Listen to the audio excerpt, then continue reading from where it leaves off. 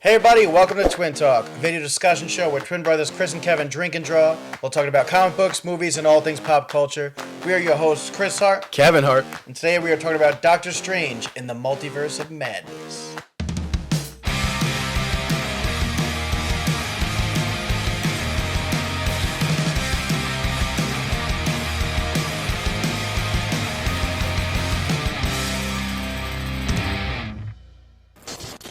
Stick around to the end of the episode to see how our drawing of Defender Strange came out, and if you like what you see, subscribe to the channel for more content. Doctor Strange in the Multiverse of Madness was directed by Sam Raimi. The long-awaited sequel, 7 years, I think? 7 years. Yeah, since 2016. The first one really, I feel like, is an underrated movie. We talked all about that, but I was really excited for this with Sam Raimi attached to the project. You got Danny Elfman composing, even the rumored cameos of the X-Men, Fantastic Four, Deadpool, all these hidden gems that were going to be bonkers to the wall, a visual trip. Definitely. I was really hyped on this movie. This is one of my most anticipated MCU movies. I can understand the mixed reactions. It was 2015 or 2016 this thing came out? 2016 was the first one. Yeah, so 6 years. That's why people are like, you guys don't do man. Whatever, yeah. Yeah, I'm in the same boat as you. I was really excited for this. As far as Marvel goes lately, the shows and stuff, with the exception of obviously No Way Home, I haven't been blown away since Endgame, right? Between Spider-Man and No Way Home, I was really hoping that this would keep up the momentum of that. Keep the train rolling. Especially since Sam Raimi was directing it. I was hell of excited about that. This movie definitely has his drip all over it. Yeah. You could tell about his different old school filmmaking. Yeah, almost. Well, I mean, it's his style with the MCU. It was like a weird blend. Yeah. I think he delivered his styles all over this with his typical zooms in the camera, right? The horror aspects of it. That was good. His cameos with Bruce Campbell, which I was a little disappointed in. Yeah. His style's all over the it. pizza papa. Yeah. Of all the Bruce Campbell cameos we've had, I think this is the weakest one. Yeah, which is unfortunate. He's doing the whole Dumb and Dumber mustard. I was I wanted to laugh. Not a single gut left in the theater. It became slapstick. Yeah. There was, and this is opening weekend when we saw it too. No real. Audience participation. No participation, no thunderous applause, clapping moments. I didn't hate the movie. I was just severely underwhelmed. It actually felt more of a continuation of WandaVision, right? With Wanda Maximoff's story. She was the villain, and that was something that a lot of this was misunderstood to me. I knew she was in the movie, and I knew there was going to be this whole path, but I was who's the villain? Mordo? Wanda? Is it going to be Mephisto? It almost felt convoluted. Mephisto coming in. Yeah, a little bit of closure, a little bit of a House of M story arc for her. It was very horror elements in that aspect with the whole witchcraft thing. Her movements were very scary at some point. The Ring. Yeah, very scary. Perfect representation of her grief continued and her wanting to be with her kids. An understandable motivation, just horribly executed. For her to come in and continue that arc of wanting to be with her children, like you said, it was natural, but I feel like they just dragged it on for so long. A little bit, the end of the first act. It was almost whoever didn't see WandaVision, we have to catch them up. Yeah, right now. I was like, let's speed this up. Yeah, let's get some things moving here, because I found myself up until the Illuminati scene, I was just this movie's not hitting for me right now. Yeah, it was a little bit boring almost. I was really having a hard time trying to stay attentive to it. I was even the pacing felt off and stuff. Weird pacing for sure. Weird transitions, weird segues. Again, just kind of a bloated film as far as characters and ideas go. A lot of cool stuff happening, very comic booky. It was just, it didn't really pan off for me. Yeah. This late in the game of superhero movies. Yeah, I feel like Marvel movies at this point, each one has to one up the one before. Yeah. You know?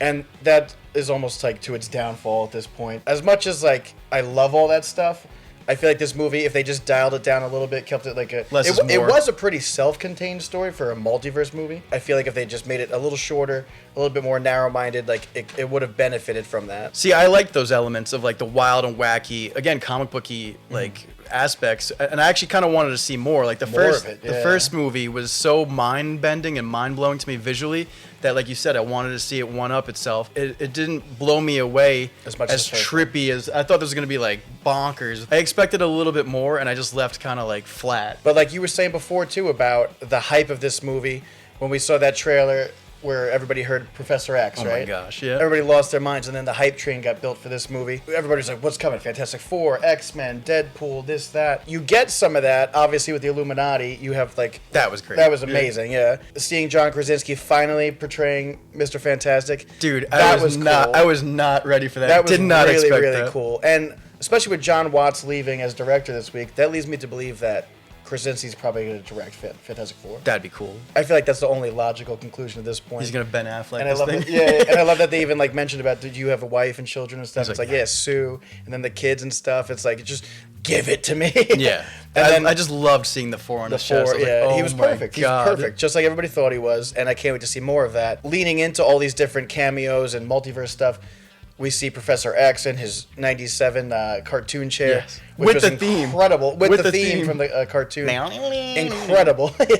And I wanted to see more of that because that was beautiful, right? That's when I started to sit up in my chair a little bit. I was like, all right, here we go. Those little like Easter eggs and stuff and like fan service, that was excellent.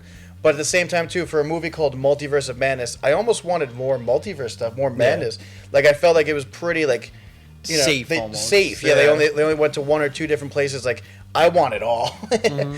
And you even put in the notes, too, that you liked the Zombie Strange, you liked Defender Strange. I wanted different iterations. Just keep bringing them on. Yeah, that would have been so sick. This wasn't really a big character change from Doctor Strange in the first movie, the other movies. I guess I kind of understand where they were going with it, with the whole happiness, right? Mm-hmm. Like, selfish desire, like you're using your powers to please yourself at the harm of others, and Wanda was like the bad side, and Doctor Strange was the good side. So I understood that clash, but it was like we understand that Strange is a pure, selfless character at this point now, because of what he did in the first movie. Because of what he did in the first movie, yeah, and Endgame and all that stuff. But like I guess as different iterations, he was more like lenient to the dark, so everyone was like kind of weary of him. I don't know if that's a strong enough character change from a thematic story element aspect. You know, I'm still a little bit bummed to not see any closure of their relationship with Christine Palmer. Yeah. She's married to like freaking Keenan and Kel, dude. I was like, wait, what? And then he has to go back to that reality. I am very happy though that there was a little bit of closure. He said, "I love you," and I was like, he said, "I love you" to her. I loved you in all these different, multiverses, and that was a really touching moment, honestly. Phil. It's actually almost like Sam Raimi is attached. Even the way Wanda ends with her death, is she really did like she wouldn't die a monster. Strange is like, I have to be a good guy, but I love you. It kind of like a lot of reminders of Spider-Man of Raimi's Spider-Man trilogy. Yeah. As far as the Christine angle goes, too, if I was Doctor Strange, I would just stay with the one that he met in the Illuminati multiverse. Yeah. Because with that red hair, she's looking fine. Did you see the ass on that thing? There was one shot. I was like, I have to go see it in 3D for that scene. Oh you know what I'm talking about. She bends over in the scrubs. Yeah. I was like, I don't want no scrub. And speaking of that whole Illuminati scene too, as great as the X-Men cameos are and the Fantastic Four cameos, I really enjoyed Black Bolt. Surprisingly, yes, just gonna say that. Yeah. And also the Ultron bots. I love that. Give me more Ultron. It was like their world's Avengers, right? The Illuminati. Yeah.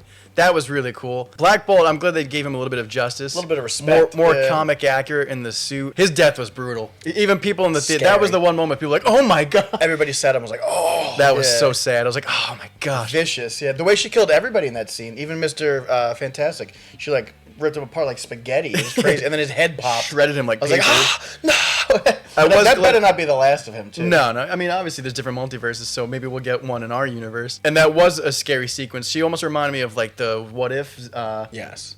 Wanda, but she was possessed, so I don't know if it's the same one. Yeah, I was going to say, like, there's a few scenes in this movie where... Like, even this Doctor Strange, I was hoping he would be... From the What If Supreme Strange or whatever, yeah. Especially since the end of No Way Home, they gave us that Doctor Strange trailer. Mm-hmm. And the movie led us to believe that he was the villain, like a darker version of himself was the villain. Yeah. Which I would have preferred. He kind of was. He was trying to get his selfish desire of Christine. And he was doing the dark hold and stuff. He was clearly, like... unwell. Yeah, but they focus so heavily on Wanda in this movie, and I wish it was more like, I don't know, like use her as the vessel, but focus on him too. I don't know. I understand. Maybe one more rewrite would have helped this movie a little bit. Yeah. Even like Mordo or whatever, his character perfectly left off in the first movie. Yeah. And they just go over it. And they just brush over it, and he's just like this iteration that's happy, and he's best friends with Strange. So that was like a little bit of a throw off, because that was perfect. Like, do the multiverse of like, oh, he messed with No Way Home, he messed with Endgame, and this, like, his sorcery, it needs to have consequences, and he's a guy that left his faith. And he was like, oh, these guys are hypocrites. And he would have been a perfect like villain of like running the strings of like, Strange, you're getting what you deserved. I kind of want to see that. Maybe they'll hold that off for the third movie. Yeah. I have no idea. Mordo in the 616 multiverse, which I'm so happy that they called it the 616 universe. They just didn't go that route. And granted, I liked the whole Wanda angle too, but I just felt like it dragged. Yeah. I really felt like it dragged for so long. I'm just disappointed. And she's obviously dead, right? She's got to be dead. Yeah. I think this version, at least, it ended on a bittersweet, hopeful moment. Where do they go from here with her character? They can't make her a good person now. No, she's not coming on any lunchboxes anytime. The lunchbox. I was just glad to see that in some universe she was with the kids, which leads me to believe the new Avengers, the young Avengers, her kids. Where do they come into play? When do they come in with the whole, because obviously we got America Chavez. What did you feel about her? I hated America Chavez. Z-list character, really scraping the bottom of the barrel on that one. Yeah, just to push into new territory. To be fair, I don't know much about the character. I really only know her from here and there in Marvel Comics. I hated everything about her. Charming actress. I liked the whole Terminator 2 vibes where like Doctor Strange has to protect the child. Right, yeah. That was cool. I liked that whole angle. But as far as like her powers and her origin, I was like, what am I watching? Yeah, I was like, her name is literally America. Is she even from America? Like the planet she was from. It looked like the Sonic the Hedgehog world. Yeah, that's what I was like, am I watching Kirby the movie? Like, what is this, Yoshi? Like, what am I watching? And she's got a denim jacket on with the stars and stripes, and she punches stars. I was just the star punch that teleported like different universes. Man. I almost laughed out loud in the theater. That a bee, her being scared of a bee is what leads to the murder. Killed her parents.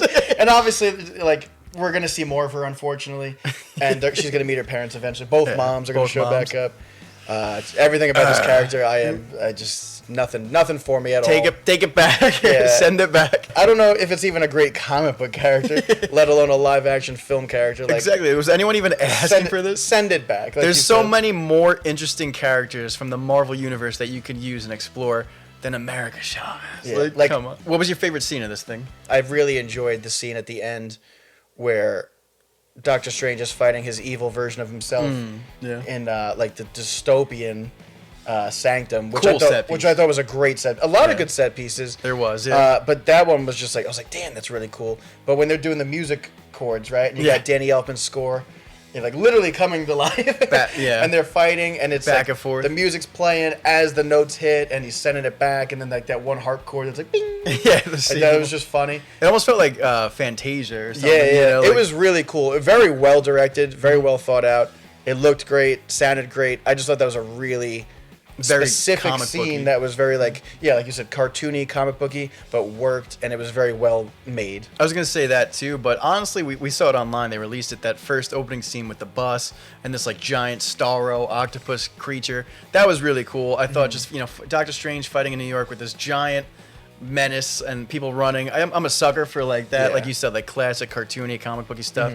This poor creature got its eyeball sucked out. The noise was so unsettling. It was pretty jarring, detailed. Everybody, that's another scene that everybody actually reacted to. They're like, oh yeah. The cornea comes, like the string attached comes. I was like, damn. I do love that opening sequence too, because it felt so Sam Raimi Spider-Man, right? Yes. We get Doctor Strange at a wedding, and he puts the cape on and goes and fights. It just felt so like old school superhero movies, and I loved it. It was a lot of fun, a lot of action. Looked great. What are you scoring this thing?